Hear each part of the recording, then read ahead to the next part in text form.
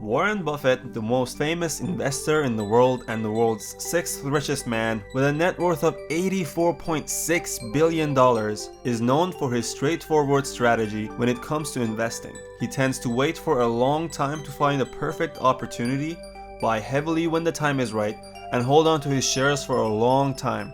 And using this method, he now owns billions worth of stocks of companies such as Coca Cola, Bank of America, Wells Fargo, Apple, and a lot more. This strategy has proven to work for him for several decades, but when he's asked to give advice for new investors, his advice is surprisingly not what you would expect. Warren Buffett's success does not rely on his strategy alone. It is his temperament that has helped him tremendously in the stock world, and he believes that it's important to know that most people don't have the right temperament. People should not own stocks at all because they just get too upset with price fluctuations. If you're going to do dumb things because a stock goes down, you shouldn't own a stock at all. No, I mean, what are dumb things? Selling a stock? Yeah, selling a stock because it goes down. I mean, if you buy your house at $20,000 and somebody comes along the next day and says, "I'll pay you 15," you don't sell it because the quote's 15.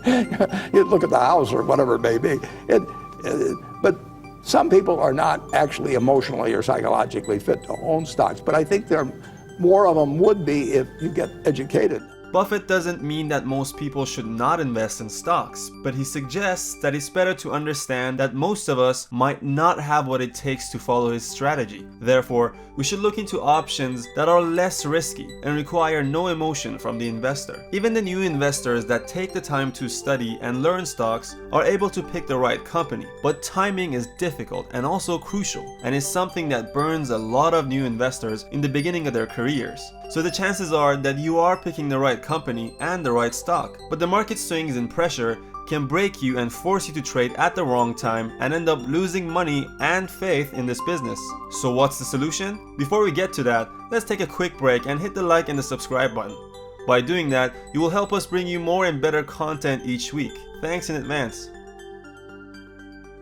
The best single thing you could have done on March 11th, 1942, when I bought my first stock, was just buy an index fund and never look at a headline, never think about stocks anymore, just like you would do if you bought a farm. You just buy the farm and let the tenant farmer run it for you. And I pointed out that if you'd put $10,000 in an index fund that reinvested dividends, and I paused for a moment to let the audience try and guess how much it'd amount to, and it would come to $51 million now.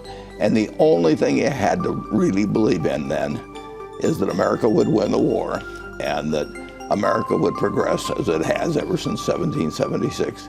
Index funds contain a tiny piece of all companies included in a particular market index. When you buy an index fund, you're buying a small slice of the entire market. There's almost zero chance that any index fund could ever lose all of its value. So if you think that you might benefit from not testing your temperament, this might be the way to go. Keep in mind that it might take a long time for you to get the return you expect. Sometimes, markets don't do anything for a long time. For example, from 1966 to 1978, the market did not do anything, literally zero return. But if you held on for another 10 years, you would see a whopping 187% increase. The very nature of index funds is that you are saying, I think America's business is going to do reasonably well over a long period of time, but I don't know enough to pick the winners and I don't know enough to pick the winning times. There's nothing wrong with that. I don't know enough to pick the winning times. Occasionally I think I know enough to pick a winner, but not very often.